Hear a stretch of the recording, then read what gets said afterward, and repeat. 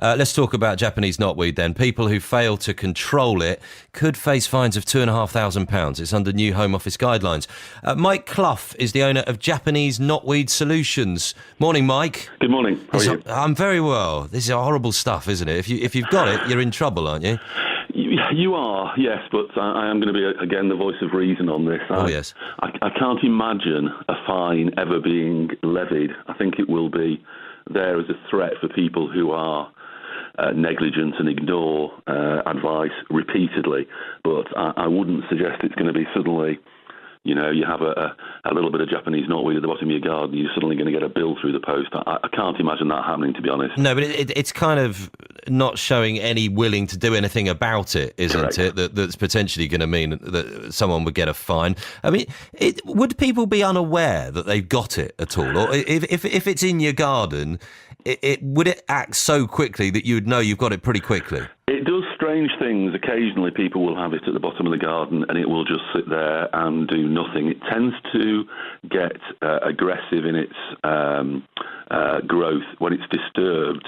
If, for example, you had some Japanese knotweed and you started to build a new conservatory, or perhaps you put a new fence in or something like that and you disturb the plant, it tends to sense that it's being threatened in some way and shoots off in all directions. Really? The main way it spreads is still through construction, so it tends to be more problematic on new developments, new housing estates, things like that. So it feels like you're sort of describing, you know, it's like the sort of latest Tom Cruise film, isn't it? You know, it can sense it's being disturbed and will multiply.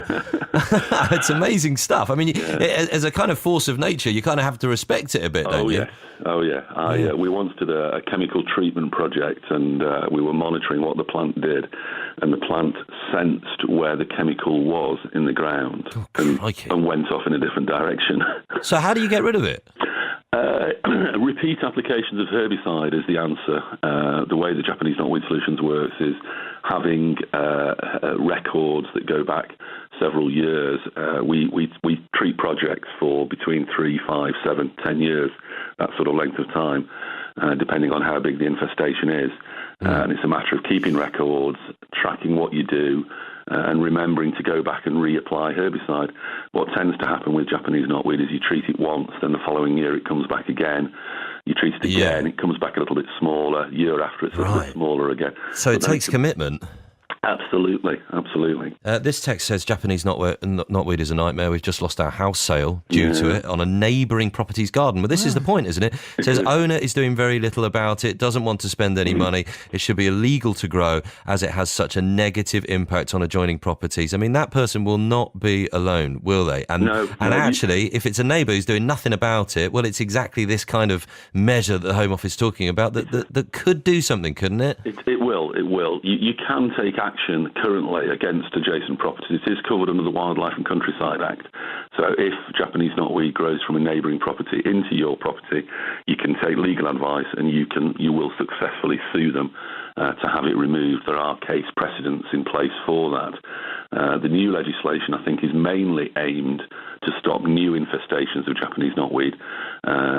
So currently you can sue your neighbour if they refuse to take action. Right. But what we always recommend is sitting around with your neighbour, having a cup of tea, explaining what the problem is. Well, it sounds perfect, doesn't it? It's not always like that between neighbours, is it? Exactly. And we have people who immediately go to suing their neighbour, and all that happens is the solicitors make loads of money and people just fall out. So we don't recommend that if you can avoid it. Mike, if you are buying a house, does the surveyor, when they're going around to check the property out, have to mention it if they spot it in the garden? Absolutely. They do. That's already in there, is it? It is. You'll find within your house sale documents that the vendor, the person selling the property, has to fill in a form, and in that form it will say, are you aware as to whether you have Japanese knotweed on your property, yes or no?